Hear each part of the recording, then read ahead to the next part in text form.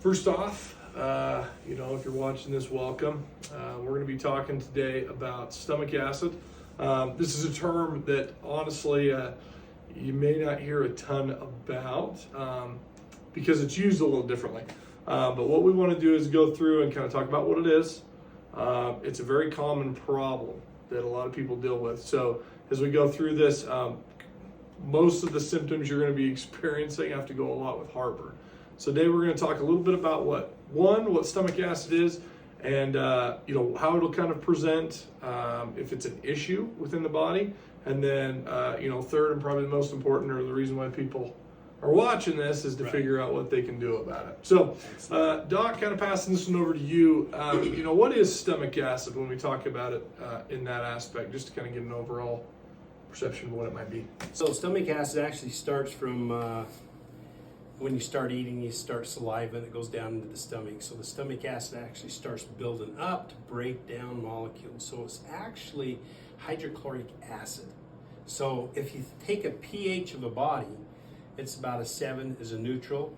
We're at a pH 1-2 with stomach acid. So it breaks down all that food in a usable information so you can get it absorbed into your intestinal wall. Very good. Perfect. That's a great explanation there. So we're going to kind of go into it now. Another thing that I had mentioned just at the beginning, a lot of times it is associated with heartburn. Right. So that's kind of what our, anybody that's got issues with this, we were talking about it. We both had a few issues with these. So heartburn is, something that's usually how we, it'll present. We'll kind of feel that heartburn and things like that. But I was looking at Google because I know a lot of us use Dr. Google. And so I was looking at it, and what if you Google, what is heartburn? And it comes out that, either it's an imbalance in your stomach acid. And so, Doc, kind of pass this back over to you. If we're kind of looking at heartburn, it's an imbalance in in that stomach acid. Mm-hmm. So kind of in your experience, again, being around patients, being in, healthcare for as long as you have been, what have you kind of seen as far as, highs and lows of stomach acid, and what happens if someone has a high stomach acid, and what happens if someone has a low stomach acid? Okay, somebody has a very low stomach acid, which is basically about 90% in research that they found. Anytime they do stomach acid tests, they find out it's low stomach acid. And when you have a low stomach acid, if you don't get enough acid build up in your stomach as you're eating, as the food starts getting pulled in there, it will not shut off that upper sphincter, which shuts off the acid to go up. Where we get the heartburn is when it goes past that sphincter and up into the esophagus. That's where we get the heartburn. So when you lay down at night, it starts percolating a little bit because that valve's not shut off. Mm-hmm. Absolutely. So if we have too much of acid, you're immediately going to have a burning of that esophagus, and we call that GERD. So that's usually what happens when we get too much acid, and it's immediately after you start eating, that acid really builds up in that, and it just goes past that before that pyloric sphincter can be shut off. Perfect. So I think you mentioned it right there. Most of the time we have 90% of people are having low stomach acid. So I also looked up this a little bit on Google because I'm kind of trying to go through, and I think a little bit of this podcasting is to hopefully help out, when we go to Google or we go to research, and kind of, what's the first thing that pops up? What are we looking at? And that's kind of what I looked at. What can we do? Okay, if we have low stomach acid, okay, what is something that we can do rather immediately, or something we can incorporate into our day that's going to help us combat, say, low stomach acid, say, if that's what somebody's got? Okay, if you got low stomach acid, what you want to do is you could take apple cider vinegar and just take a tablespoon of that while you're eating. What that will do, it will start producing enough acid to start to break down that food. Here's the problem. If you're not breaking down the food and we're not getting our stomach acid up where it needs to go, it's kind of like if you go to the bathroom and you have a tank where you flush the toilet, you have a float valve in there, right? Well, once the water's down, okay, that's when our stomach doesn't have a lot of acid in there. And once you start eating, that water starts to come up and the float valve starts to shut off. That shuts off that pyloric sphincter because the acid brought it up to shut it off. that's telling me that you don't have enough stomach acid, and so that valve doesn't get shut off, and it just creeps all the way up as you lay down at night. So that's one of the reasons why we need more stomach acid, and we have supplements here that we help out with that as well. But try that apple cider vinegar as you're eating, mostly protein. When you're eating that helps break that down a little faster. Yeah, that's an excellent point there, bringing it up, especially with proteins, things that have a little bit more acid burn to them. You know, as a lot of people would call for it. And this is something we were talking about, in just in our offices there, kind of going through it. But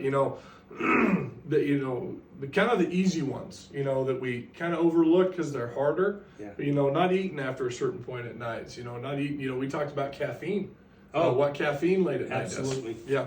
So as you're kind of looking at some of those things, they're, and again, this is going, looking it up on Google, they'll kind of give you a little help with that. It's just stuff we're really trying to make it, we to people where they can go use it. So this is a question that comes from a lot of our patients that we have. So we have a lot of patients coming in, they're like, man, I've been on antacids. It's really, sometimes it works, sometimes it's not really predictable for them. So I think one thing to talk about right now is, what are antacids? Like why would you take one? Obviously it's kind of in the name, but why would someone want to take an antacid? Or what does it do? What it does, it actually suppresses the acid. So you're not going to get it coming up through the esophagus. So it'll stop your heartburn. Okay. The problem is long term, or using that over time, you're not breaking down the foods like it needs to. So you're not going to get it down into the amino acids. You're not going to get it down to the vitamins that can be absorbed into your body. So therefore, you're not going to absorb what your body needs to repair itself. Absolutely. So over time, you're going to have problems, and it can lead into autoimmune diseases. It can lead into brain malfunction. It can lead into muscle cramping and stuff like that, because calcium, iron, and B vitamins, you need an acidic environment for that to be absorbed into your system. And if you're not getting it, you're not getting those vitamins like you should. Right. And you're suppressing it with antacids. Yeah. Now, if we look at the antacids, it's $1 billion industry out there, okay? They're telling us to suppress the acid that we already have. Well, 90% of the people they've tested in research don't have a high acid content. They have a low acid. Therefore, if you're suppressing even more, you're not breaking you're not breaking that material down. Right. So we need to build that back up. So we got to get that pyloric sphincter working by getting more acid in there. It doesn't make sense when you think about it. Yeah. But in physiology, that's how it works. That's how it's working. That's how it works. Absolutely. I think, and talking about it a little bit with that, with an antacid, and it going in, your stomach acid's coming, from that intestinal lining and things like that. Right. So for our antacids, I think that's the biggest one is irritation long term. We irritate something long enough, it becomes a big enough of a problem. Absolutely. And it can become a big enough problem later on in digestion. Things like that I think are all incorporated into it, and they're kind of hard to combat if we're taking these long term. Then we have to fight other problems down the road. I think this is something interesting on, I think patients would like to know, at least, or people, what would you do? And, we'll kind of talk about it, we've talked about this enough, but, what would we do if we were having stomach acid issues, or what have we done that I think people would benefit from? What's some things that you've done, Doc, that have helped you with stomach acid problems in the past? A couple things that I do is, one thing, I don't eat ice cream late at night. After 5 o'clock, definitely, I don't have any dairy, because as I have gotten older, our stomach acid gets decreased.